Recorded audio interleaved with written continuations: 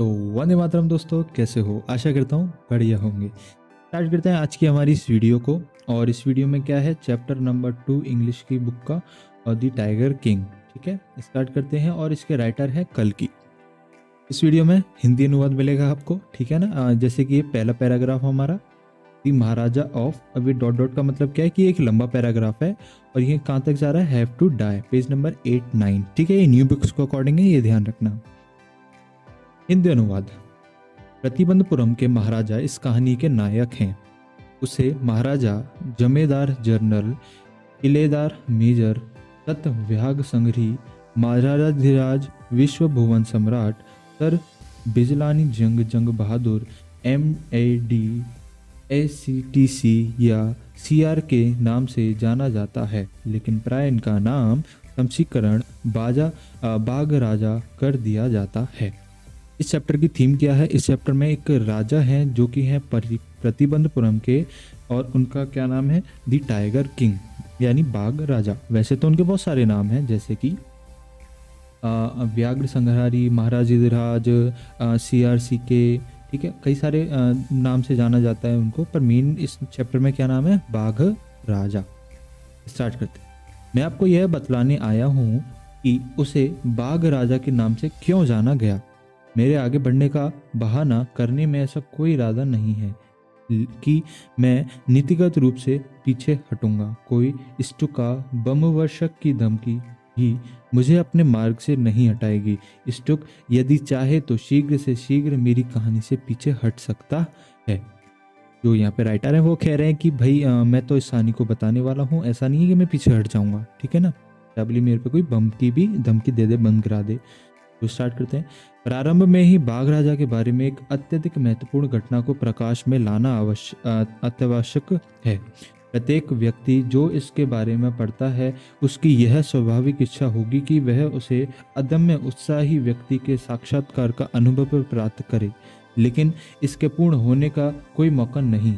जैसा कि भरत ने दशरथ के बारे में राम से कहा कि उसी प्रकार बाघ राजा सभी जीवित प्राणियों के अंतिम घर निवासी पर जो चुका।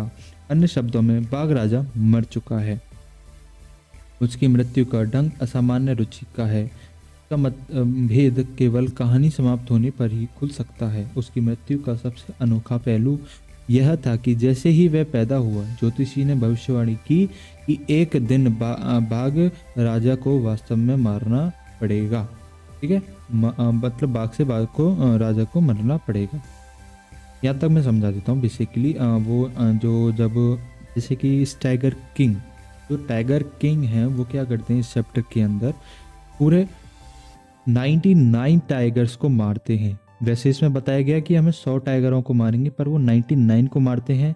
एक को क्यों नहीं मार पाते वो मैं बताऊंगा, ठीक है, थोड़ी देर में, है ना। तो वो क्या होता है, बेसिकली जब उनका जन्म होता है तो जो एस्ट्रोलॉजर्स होते हैं तो वो क्या कर देते हैं, प्रेडिक्ट कर देते हैं कि जो ये राजा हैं इनकी मृत्यु किससे होगी, बाघ से होगी। ठीक है, जो बाघ होगा वही इनकी जो है मृत्यु का कारण बनेगा।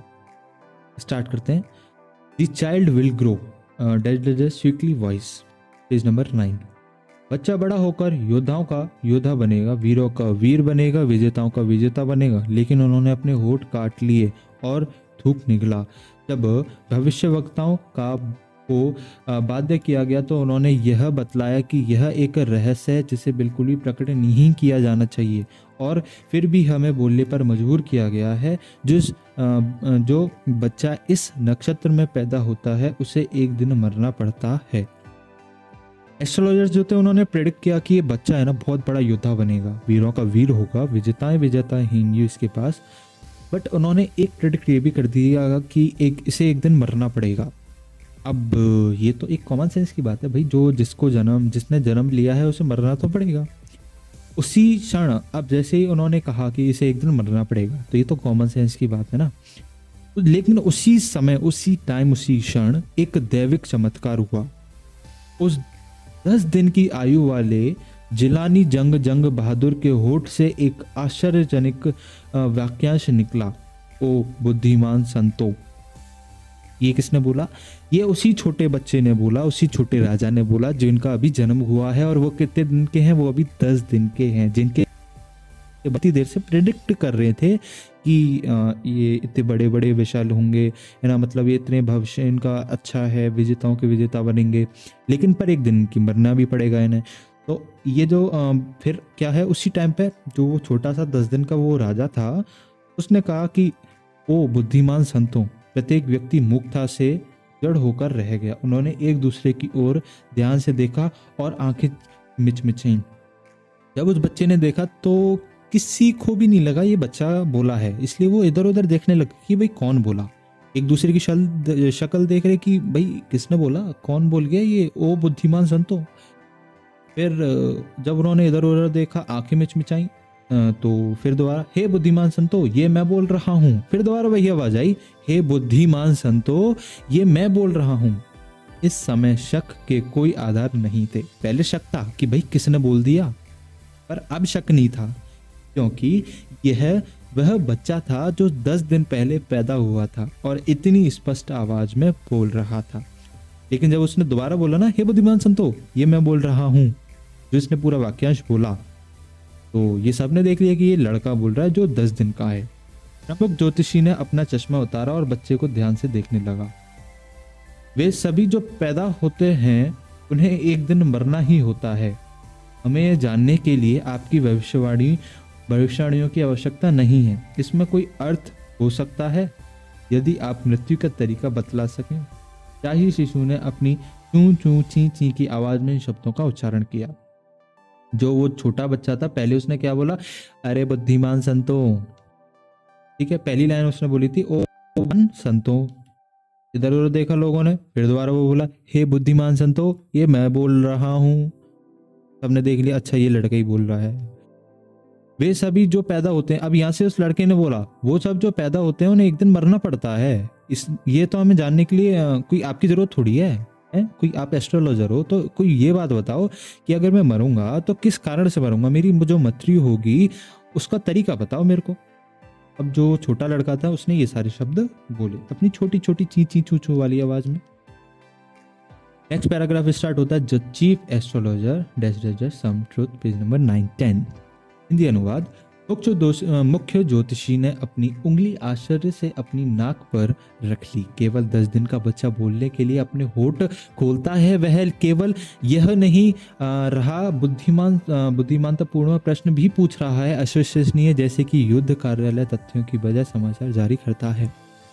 क्या हुआ यहाँ पर, जो मेन एस्ट्रोलॉजर था वो चक्कर है या उसने देखा ये छोटा सा बच्चा 10 दिन का है और बोल नहीं रहा, बल्कि एक टिपिकल क्वेश्चन भी कर रहा है, पूछ रहा है कि क्वेश्चन कर रहा है मेरे से कि मैं मरूंगा कैसे, वो इस चीज को पूछ रहा है। वो एक 10 दिन का लड़का है। प्रमुख ज्योतिषी ने अपनी नाक से उंगली हटाई और छोटे राजकुमार पर अपनी दृष्टि गड़ा दी। राजकुमार वृषभ काल में पैदा हुआ था। जो राजकुमार है वो कौन से काल में, वृषभ काल में पैदा हुआ था। वृषभ और बाघ शत्रु हैं। उसने क्या बताया, वृषभ और बाघ शत्रु हैं, इसलिए बाघ के द्वारा मृत्यु होगी, उसने स्पष्ट किया। किसने, उस एस्ट्रोलॉजर ने बताया। जब उस लड़के ने पूछा कि भाई तुमको सेंस की तो बात बताओ, मैं मरूंगा कैसे ये बताओ, उसने कहा कि तू एक बाघ से मरेगा, एक बाघ तेरे को मारेगा और कोई नहीं मारना, इंसान नहीं मारेगा, एक तेरे को बाघ मारेगा, एक जानवर मारेगा। आप सोच सकते हैं कि राज मुकुट का उत्तराधिकारी राजकुमार जंग बहादुर ने जब बाघ शब्द सुना होगा तो वह कांप गया होगा, किंतु वास्तव में ऐसा कुछ भी घटित नहीं हुआ। जैसे ही उसने यह शब्द सुने उसने घुर्राहट भरी आवाज निकाली। उसने अपने होठों से भयभीत करने वाले शब्द निकाले, बाघों सावधान हो जाओ। अब ये जो बात है, अब ये भी बात उसी छोटे से लड़के ने बोली, बाघो सावधान हो जाओ। जैसे उस एस्ट्रोलॉजर ने बताई ना कि तेरी मृत्यु बाघ से होगी, उसने कहा बाघो सावधान हो जाओ, मैं आ रहा हूं। यह बात प्रतिबंधपुरम में फैली हुई एक अफवाह है, परंतु घटित होने पर यह हम एक निष्कर्ष निकाल सकते हैं कि यह किसी न किसी सत्य पर आधारित है। Next, crown Prince dash dash dash incurrent note, page number 1011। राजगद्दी का उत्तराधिकारी राजकुमार जंग बहादुर दिन प्रतिदिन लंबा और शक्तिशाली होता गया। पूर्व में वर्णित घटना के अलावा उसने बचपन में कोई और चमत्कार नहीं हुआ। लड़का एक अंग्रेजी गाय का दूध पीता रहा, एक अंग्रेजी नर्स के द्वारा उसका पालन पोषण किया गया, एक अंग्रेजी अध्यापक द्वारा पढ़ाया गया, अंग्रेजी फिल्में के अलावा कुछ नहीं देखता था। ठीक उसी प्रकार जैसे अन्य भारतीय राज्यों के सिंहासनों के उत्तराधिकारी राजकुमार किया करते थे। जब वह 20 वर्ष का हुआ तो राज्य की सत्ता, जो तब तक उसे संरक्षकों के अधीन थी, उसके हाथों में आ गई। अब जो उसका मतलब प्रतिबंधपुरम था, जब वो बच्चा 20 साल का हो गया, तब संरक्षक यानी जो अंग्रेज थे उनके हाथों में ये प्रतिबंधपुरम था। उस बाद में जैसे वो 20 साल का हो गया तो उस राजकुमार के हाथों वो पूरी जगह आ गई कि हाँ भाई अब तुम संभालो, यहाँ पे तुम राज करो। लेकिन राज्य के प्रत्येक व्यक्ति को ज्योतिषी की भविष्यवाणी याद थी, लेकिन वो 20 साल पहले उस वाक्यांश जो हुआ था उस टाइम पर वो सभी को याद था। बहुत से लोगों ने इस विषय पर चर्चा करना आरंभ कर दी। धीरे धीरे यह बात महाराजा के कानों तक पहुंची।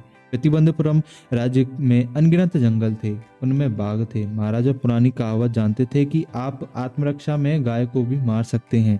निश्चित रूप से आत्मरक्षा में बाघ मारने पर कोई ऐतराज नहीं होगा। महाराजा ने बाघ का शिकार प्रारंभ कर दिया।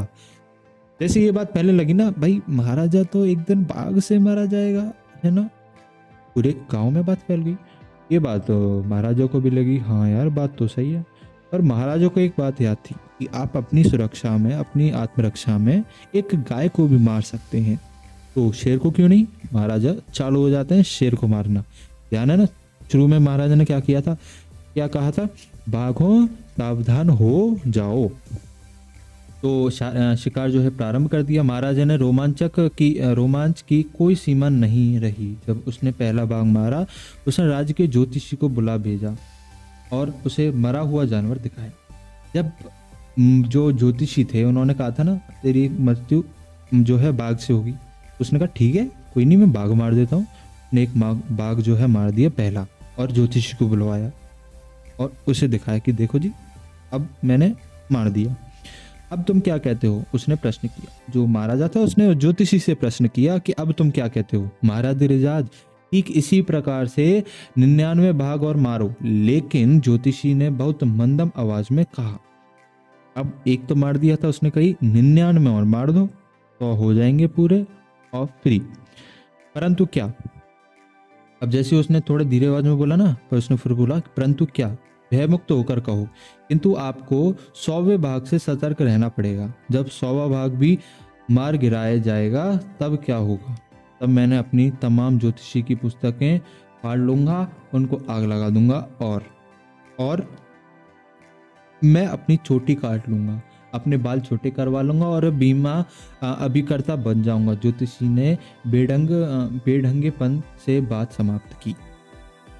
पहला राजा ने मार दिया, ठीक है मार दिया। ज्योतिषी आया, ज्योतिषी ने कही कि अच्छा मार दिया, ठीक है 99 और मार दो, और जब तुम 100वां मार रहे होंगे ना तो थोड़ा ध्यान रखना। महाराजा ने कहा ठीक है चलो मार दूंगा, मैं 100 मार दूंगा, और बताओ। तो उसने ज्योतिषी ने कहा अच्छा ठीक है। फिर महाराजा ने कहा कि अगर मैंने 100 मार दिए तो फिर क्या। तो फिर उसने बोला एस्ट्रोलॉजर ने, ठीक है अगर आप 100 मार दोगे तो मैं अपनी जितनी एस्ट्रोलॉजी की बुक हैं जला दूंगा, चोटी कटवा लूंगा और एक बीमा अभिकर्ता बन जाऊंगा, ठीक है, एक एजेंट बन जाऊंगा बीमा वाला, ठीक है। तो यहाँ तक ने बात फिर खत्म कर दी। From that day his kingdom, page number 12। ये एक नेक्स्ट पैराग्राफ है अपना, हिंदी अनुवाद। उस दिन से प्रतिबंधपुरम में रहने वाले सभी भावों का उत्सव काल आरंभ हो गया। राज्य में महाराजा के अतिरिक्त सभी पर बाघ के शिकार पर प्रतिबंध लगा दिया गया। उस एक घोषणा तुरंत प्रभाव से जारी कर दी गई कि यदि किसी ने बाघ को एक पत्थर भी मारा तो उसकी सारी दौलत एवं जायदाद जब्त कर ली जाएगी।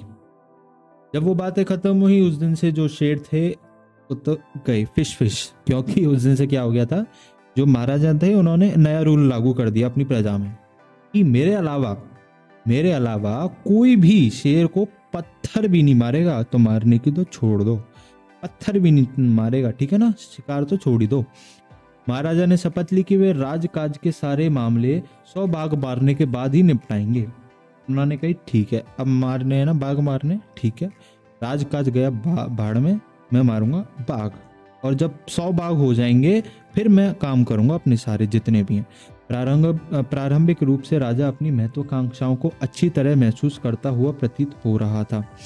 ऐसा नहीं था कि उसने खतरे का सामना न किया हो। कई बार ऐसा हुआ कि उसका निशाना चूक गया, बाघ उस पर झपट पड़ा और वह अपनी खाली हाथों बिना हथियार से ही जानवर से लड़ा। प्रत्येक बार यह महाराजा ही था जो विजयी हो जाता था। अब देखो जी, कोई भी हम जब काम करते हैं तो कठिनाइयाँ आती हैं, कोई भी काम कर लो। तो ऐसा ही यहाँ पर था, जब जो राजा था उसने बाघ मारने की सोच ली, उसने मारना प्रारंभ किया, तो एक दो बार ऐसा भी हुआ, कई बार ऐसा भी हुआ कि निशाना उसका चूक गया, ठीक है, और बाघ उस पर झपट पड़ा। दोनों में लड़ाई हुई, पर हर बार क्या होता था, जो राजा था वो विजयी बन जाता था। एक अन्य समय अपने सिंहासन राजगद्दी खोने के खतरे का सामना करना पड़ता। एक उच्च पदस्थ ब्रिटिश अधिकारी ने प्रतिबंधपुरम का दौरा किया। वह बाघ के शिकार का बहुत शौकीन था और जिन बाघों को मारता उनके साथ फोटो खिंचाने का इससे भी ज़्यादा शौकीन था। उसने हमेशा की तरह प्रतिबंधपुरम में शिकार करने की कामना की, लेकिन महाराजा अपने निश्चय पर अड़िंग थे। उसने आज्ञा देने से मना कर दिया। मैं आपके लिए किसी दूसरे शिकार का इंतजाम कर देता हूँ, आप सूकरों के शिकार पर जा सकते हैं। आप चाहें चूहे के शिकार का आयोजन कर सकते हैं, हम एक मच्छर के शिकार के लिए तैयार है, लेकिन बाघ का शिकार यह संभव नहीं है। क्या हुआ, एक ब्रिटिश का उच्च अधिकारी आया प्रतिबंधपुरम में। वो जो अधिकारी था ना, बहुत मस्त मौला था। उसे शेर को मारने के बाद फोटो खिंचाने में ज़्यादा मजा आता था। उसने राजा के पास भिजवाया अपना सूचना कि मेरे को शिकार करना, राजा ने मना कर दिया। राजा तो अड़ा हुआ था, उसने तो लगा दिया था कानून कि मेरे अलावा तो कोई मारेगा ही नहीं। उसने उनसे कही कि ऐसा करो, आप शुगरों के शिकार कर लो, चूहे का कर लो, मच्छर का कर लो, हम आयोजित करा देंगे, और बताओ। उसने कहा नहीं, मैं तो करूँगा शेर का। अंग्रेजी अधिकार के सचिव ने दीवान के माध्यम से महाराजा का एक संदेश पहुंचाया कि दुराय अंग्रेजी अधिकार स्वयं बाघ का शिकार नहीं करेगा। वास्तविक शिकार महाराजा खुद कर सकते हैं। दुराय के लिए महत्वपूर्ण बात मृत बाघ के पास खड़े होकर हाथ में बंदूक लिए फोटो खिंचवाना है। लेकिन महाराजा इस प्रस्ताव पर भी सहमत नहीं हुए। यदि अब वह सहमत हो जाते तो वह क्या करेगा जब अन्य ब्रिटिशर बाघ के शिकार के लिए आग्रह करेंगे। तो फिर जब पहले तो उन्होंने मना कर दिया ना, लेकिन जो फिर ब्रिटिशर्स आए थे, उसने एक अपने भेजा सर्वेंट को कि भाई तुम जाओ महाराजा से ऐसे कहो कि तुम शिकार कर दो और फोटो मैं खिंचवाऊंगा, क्योंकि उसे फोटो खिंचवाने का शौक था। गन लेके मैं फोटो खिंचवाऊंगा बस। लेकिन फिर भी राजा ने मना कर दिया और क्या कहा, अगर मैं इनके लिए इस तरीके से हाँ कर दूंगा तो फिर सभी ब्रिटिश अधिकारी आएंगे और फोटो वगैरह खिंचवाएंगे, आग्रह करेंगे, तो मैं कहाँ तक देखूंगा ना, तो ऐसे नहीं करना। तो क्योंकि उसने एक ब्रिटिश अधिकारी को उसकी इच्छा पूर्ण करने से रोका था, महाराजा के सामने अपना राज्य खोने का खतरा खड़ा हो गया। महाराजा और दीवान ने इस विषय पर कई मंत्राणी की। परिणाम स्वरूप कलकत्ता की एक ब्रिटिश जवाहरात कंपनी के पास एक तार भेज गया। भिन्न भिन्न डिजाइन के हीरे जड़ित मूल्यवान अंगूठियों के नमूने भेजे जावे। लगभग 50 अंगूठी आ पहुंची। महाराजा ने ये सारी अंगूठी अंग्रेज अधिकारी की पत्नी के पास पहुंचा दी। राजा ने और मंत्री को आशा थी कि दुराइन एक या दो अंगूठी का चुनाव कर शेष को वापस लौटा देगी। बहुत शीघ्र ही दुराइन ने अपना जवाब भेज दिया, आपको उपहारों के लिए बहुत धन्यवाद। अब देखो, राजा जो था उसे तो मना कर दिया राजा मुझसे अधिकारी से, बट उसको डर था कि यार मेरी कहीं ये प्रजा वगैरह और ये सब मेरे पे जो सिंहासन है ना चला नहीं जाए। इसलिए उसने जो ब्रिटिश ऑफिसर था उससे तो कुछ कह नहीं सकता था, वो तो नाराज था। पर उसकी जो पत्नी थी उनको क्या किया, एक पूरे हार का 50 हीरों का सेट भेज दिया। अब राजा को लगा ठीक है भेज देते हैं, जो उनकी वाइफ होंगी 3-4 सेलेक्ट करेंगी और वापस हमें कर देंगी। पर उल्टा हो गया, उन्होंने तब रख लिए। तो राजा ठीक है चलो कोई बात नहीं। 2 दिन के अंदर ब्रिटिश जौहरियों के यहाँ से 3 लाख रुपए का बिल आ गया। महाराजा प्रसन्न थे, यद्यपि उसने 3 लाख रुपए का नुकसान उठाया, किंतु उसने अपने राज्य को बचाने में सफलता प्राप्त कर ली। ऐसा नहीं था, देखो राजा ने जब उनको भेजा तो बेसिकली उन्होंने कहीं से खरीदे तो उनके पास जो है बिल आ गया कितने का, 3 लाख रुपए का। तो उन्होंने कहा ठीक है चलो इसे भर देते हैं, पर हमारा यह राज्य बच गया, शेर को उन्होंने नहीं मारा, मैं ही मारूंगा। ठीक है, कोई नहीं, 3 लाख पर दिए जाए।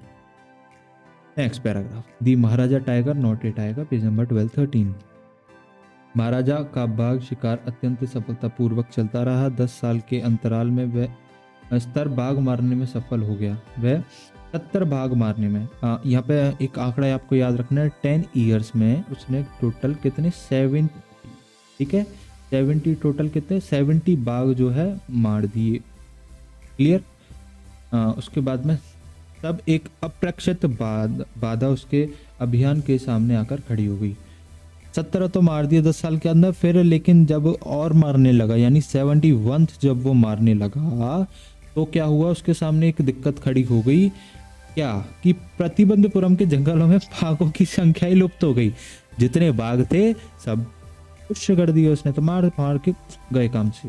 कौन जानता है कि बाघों के परिवार नियोजन का पालन करना शुरू कर दिया, या आत्महत्या करना शुरू कर दिया, या सामान्य रूप से राज्य से भाग गए क्योंकि वे केवल अंग्रेजों के हाथों शिकार होने के इच्छुक हों। एक दिन महाराजा ने दीवान को बुलाया। दीवान साहब, क्या आप इस तथ्य से अभिज्ञ ने मेरी इस बंदूक द्वारा 30 बाघ और मारे जाने शेष हैं? उसने गुस्से से अपनी बंदूक हवा में घुमाते हुए पूछा। बंदूक से डर से कांपते हुए दीवान चिल्लाया, महाराज मैं बाघ नहीं हूँ। नेक्स्ट पैराग्राफ, विच इडियट प्रतिबंधपुरम प्लेस, पेज नंबर 13। कौन बेवकूफ तुम्हें बाघ कहेगा? नहीं, और मैं तुम्हें बंदूक नहीं हूँ। आप ना तो बाघ हैं ना बंदूक हैं। दीवान साहिब, मैं आपको यहाँ एक भिन्न उद्देश्य के लिए बुलाया है। मैं शादी करने का निश्चय किया है। दीवान और भी अधिक बड़बड़ाने लगा। महाराज युधिराज, मेरे पहले से ही 2 पत्नियां हैं। यदि मैं आपसे शादी करूंगा, ठीक है, तो अपने वो राजा जो है दीवान को बुलाता है, क्योंकि उसने शादी करनी थी। उस प्रतिबंधपुरम में शेर खत्म हो गए थे, इसलिए उसने कहा कि ठीक है यार, साजिश करते हैं, शादी वादी करते हैं, और जिससे भी शादी होगी वहाँ पर जो उनके राज्य के शेर होंगे, ठीक है, तो वो अपनी मान ले ऐसे कि जो जिससे वो शादी करेंगे तो उनकी वो ससुराल बन जाएगी, तो अपने वो ससुराल में जाके बाघ वाघ मार के आ जाया करेंगे। तो जब उन्होंने दीवान को बुलाया तो यहाँ पे थोड़ी कॉमेडी हो गई कि दीवान वो जब कहते हैं कि भाई शेर चाहिए, तो वो कहता है कि मैं शेर थोड़ी हूँ, ना मैं बंदूक हूँ ना मैं शेर हूँ। फिर राजा कहता है, अरे पागल हो क्या, कौन बेवकूफ हो तुम, कौन कहेगा तुम्हें तुम बाघ हो या कोई बंदूक हो। ठीक है, दीवान फिर जो है क्या कहता है कि दीवान बड़बाने लगा। महाराजा ने पहले ही 2 पत्नियां हैं। बेसिकली महाराजा यहाँ कहता है कि मुझे शादी करनी है, ठीक है, मैंने शादी करने का निश्चय किया है। वो कहता है मैंने, पर दीवान क्या समझता है कि मेरी तो सर पहली 2 पत्नियां हैं, मैं शादी करूंगा तो मैं यदि आपसे शादी कर लूंगा तो क्या, उसे लगता है कि महाराजा मेरे से शादी कर लेगा। मूर्खता की बात मत करो, मैं आपसे शादी क्यों करूंगा, जो मैं चाहता हूँ वह बाघ है। महाराजा धीराज, आप इस पर विचार कीजिए। आपके पूर्वजों ने तलवार से शादी की, यदि आप चाहें तो बंदूक से शादी कर लें। इस राज्य के लिए एक बाघ राजा ही काफी है, इसके लिए एक बाघ रानी नहीं चाहिए। महाराजा जोर से खिलखिलाकर हंसने लगा। मैं बाघ या बंदूक से शादी करने की नहीं सोच रहा हूँ, परंतु अपने स्तर को एक लड़की से शादी करने की सोच रहा हूँ। सर्वप्रथम तुम अलग अलग राज्यों में बाघों की जनसंख्या के आंकड़े इकट्ठे करो। इसके बाद तुम खोजो कि किस राज परिवार की शाही लड़की से मैं शादी करूं, जिस राज्य में सबसे ज्यादा बाघ हों। बेसिकली यहाँ पे जो राजा थे उनको लड़की से मतलब नहीं था, उनको शेर से मतलब, बाघ से मतलब था। वो देखते हैं कि अगर बाघ जिसमें ज़्यादा हो ना, तुम आंकड़े निकाल लो, ठीक है, स्टैटिक निकाल लो, किस जगह पे ज़्यादा बाघ हैं, वहीं शादी कर लेंगे। दीवान ने उसके आदेश के पालन किया। उसे उचित लड़की मिल गई जिस राज्य में बाघों की विशाल जनसंख्या थी। प्रत्येक बार जब भी महाराजा जंग बहादुर अपने सुसर के पास जाता, वहाँ 5 या 6 वहाँ जो है 5 या 6 बाघ मार के देता था, ठीक है, मार देता था। इसी प्रकार प्रतिबंधपुरम के महल के स्वागत कक्ष में नितवेक बाघों की खाल सुभेषित हो गई। The Maharaja anxiety went at once, page number 14। ये नेक्स्ट पैराग्राफ है। महाराजा की चिंता उस समय अपनी चरम सीमा पर पहुंच गई जब उसकी 100 बाघों की गणना में केवल 1 शेष रह गया। वह दिन में केवल इसी बात पर विचार करता था और रात को सपना देखता था। इस समय तक बाघों के क्षेत्र बाघविहीन हो गए। यहाँ तक कि उसके ससुर के राज्य में भी कहीं भी बाघ का पता लगना असंभव हो गया। केवल एक बाघ की अभी और आवश्यकता थी। यदि वे एक जानवर को और मार दें तो महाराजा भयमुक्त हो जाएंगे, वह बाघ का शिकार भी त्याग देंगे। किंतु इसे अंतिम बाघ से बहुत सतर्क रहने की आवश्यकता थी। अंतिम स्वर्गीय प्रधान ज्योतिषी ने क्या कहा था? नियंत्रण बाघों को मारने के बाद भी 100 बाघ को महाराजा को बहुत सावधान रहना चाहिए। पर्याप्त सत्य। आखिरकार बाघ एक जंगली जानवर था, प्रत्येक को इसका ध्यान रखना चाहिए था। लेकिन यह 100वां बाघ कहाँ से मिलने वाला था? बाघ का दूध प्राप्त करना एक जिंदा बाघ प्राप्त करने से ज़्यादा आसान दिखाई देता था। इस प्रकार महाराजा उदासी में डूब गए, लेकिन शीघ्र ही प्रसन्नता का समाचार मिला, जिससे महाराजा की निराशा दूर हो गई। पहाड़ी के बगल के गांव में महाराजा के राज्य में लगातार भेड़ें गायब होने लगीं। पहले यह पता लगाया गया कि यह काम आदमखोर मियाँ साहेब या वीर स्वामी नायकर का तो नहीं था। दोनों ही पूरी की पूरी भेड़ को निगल जाने की अपनी योग्यता के लिए प्रसिद्ध थे। निश्चय ही कोई बाघ अपना काम कर रहा था। गांव वाले महाराजा को सूचित करने के लिए दौड़ पड़े। महाराजा ने उस गांव के 3 साल का लगान माफ करने की घोषणा की और तुरंत ही शिकार के लिए प्रस्थान कर दिया। यहाँ पर क्या हुआ, जब वो 100 टाइगर को ढूंढने लगे ना, तो वो उन्हें मिला ही नहीं। ना तो उनके राज्य में था, ना उनके ससुर के राज्य में, दोनों ही जगह वो नहीं था।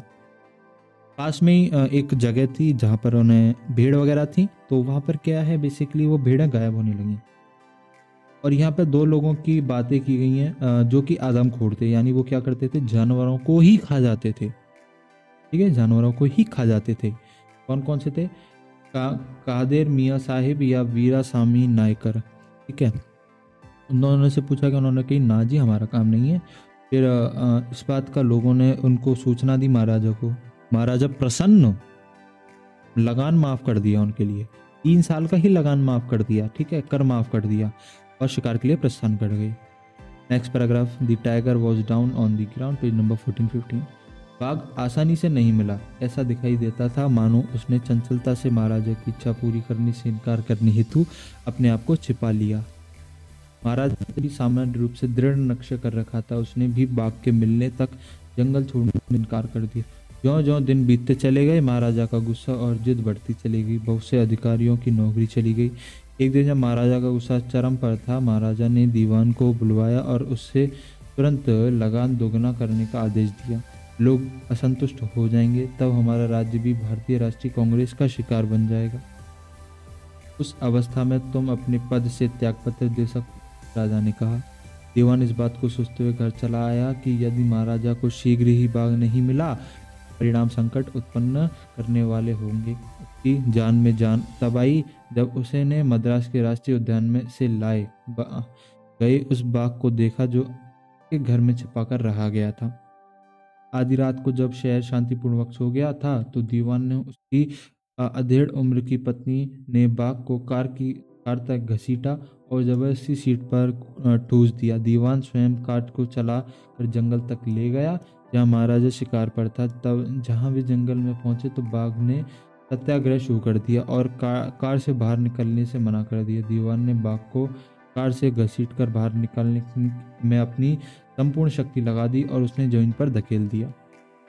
बेसिकली क्या हुआ, राजा को शिकार नहीं मिल रहा था, वो 100 टाइगर नहीं मिल रहा था, तो जो दीवान था उसने क्या किया, एक जगह से जू से बेसिकली उसने एक टाइगर मंगा लिया। ठीक है, उसे ले गया और राजा के सामने ले जाकर छोड़ दिया। On the following day act over it, page number 15-16। अगले दिन वह बूढ़ा बाघ महाराजा की उपस्थिति में घूमता रहा और मानो विनम्र निवेदन कर रहा था कि मालिक मेरे लिए क्या हुक्म है। एक असीम खुशी की बात थी कि महाराजा ने जानवर पर सावधानी पूर्वक निशान साधा। बाघ सिकड़े हुए ढेर के रूप में गिर पड़ा। मैंने 100वां बाघ मार दिया है, मेरी प्रतिज्ञा पूरी हो गई है। महाराजा अपनी सफलता के गर्व से बहुत आनंदित हुआ।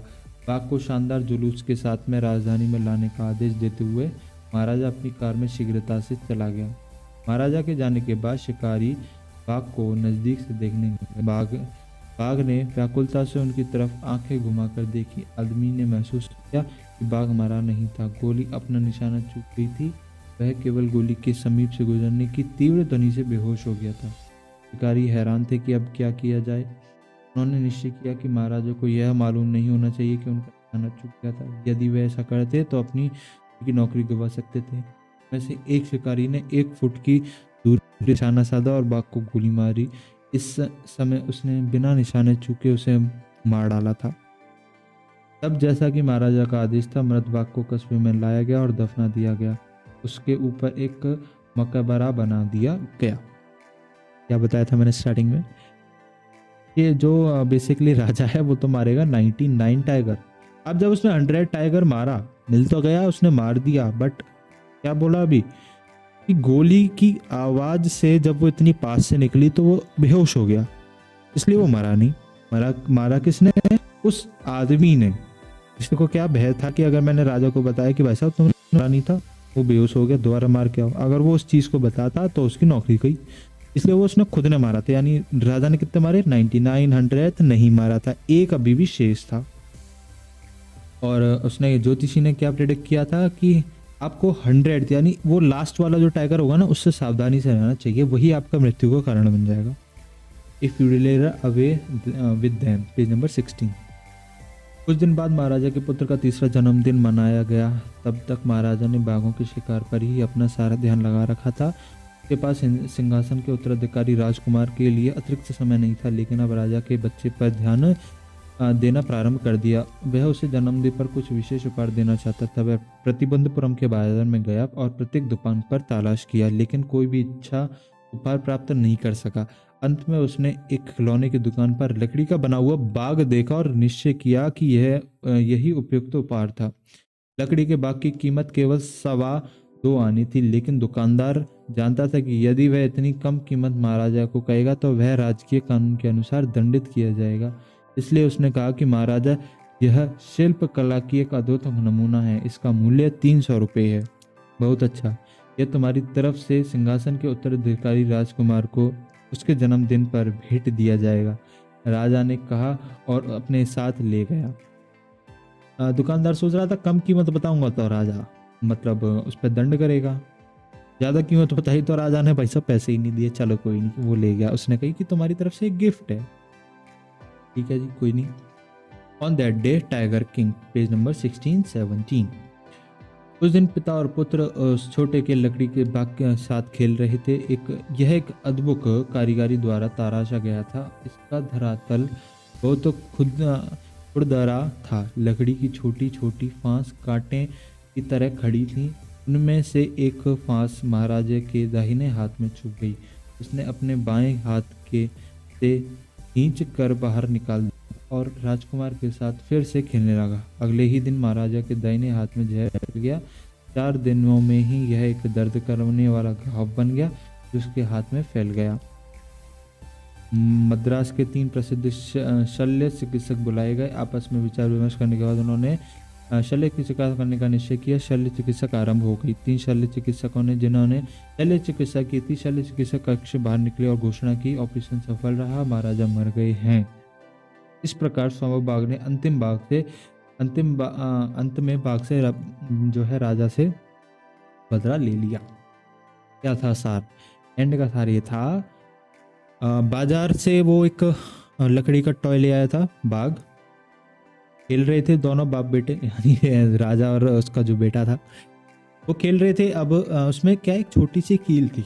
वो कील इसलिए थी क्योंकि वो जो बनाया हुआ था ना, वो एक अर्धकुशल व्यक्ति के द्वारा बनाया गया था। यानी जो उसको बनाने वाला था, जो भी उसको बनाने वाला था ना, मैकेनिक ने वो अच्छे से नहीं बनाया, फिनिशिंग नहीं हुई थी। इस कारण वो कुछ चीज़ उसकी वो उसके हाथ में चुभ गई। वो खेलने लग गया, उसने ज़्यादा नोटिस नहीं किया। 3-4 दिन के अंदर उसका वो जहर फैल गया पूरे हाथ में। उसको फिर मद्रास से कुछ लोग बुलाए गए जो कि डॉक्टर थे। डॉक्टरों ने ऑपरेशन वगैरह किया और उन्होंने कहा ठीक है, सफल हो गया। राजा तो ग्यू। ठीक है, तो इस तरीके से अब उन्होंने क्या कहा था राजा, उन्होंने जो एस्ट्रोलॉजर थे उन्होंने क्या प्रेडिक्ट किया था कि आपको 100th टाइगर से क्या करना है, बच के रहना है। 100 टाइगर तो मारे नहीं गए थे ना, 99 मारे गए थे। 100 तो किसी और लोगों ने मार दिया था, पर राजा यूँ सोच रहा था कि मैंने मार दिया। इसलिए वो फ्री था। और लेकिन फिर क्या हुआ, उस बेसिकली एंड में क्या हुआ, एक टॉय टाइगर ने राजा की क्या कर दी, मृत्यु कर दी। यानी जो राजा की जान ले ली वो किसने ले ली, एक टॉय टाइगर ने। तो ये था इस चैप्टर का मतलब बेसिकली पूरा सारांश। ठीक है, तो इस चैप्टर का क्या था, ये सारांश। आई होप आपको अच्छा लगा होगा। हम मिलते हैं इसकी नेक्स्ट वीडियो में। Thank you so much for watching video. Bye.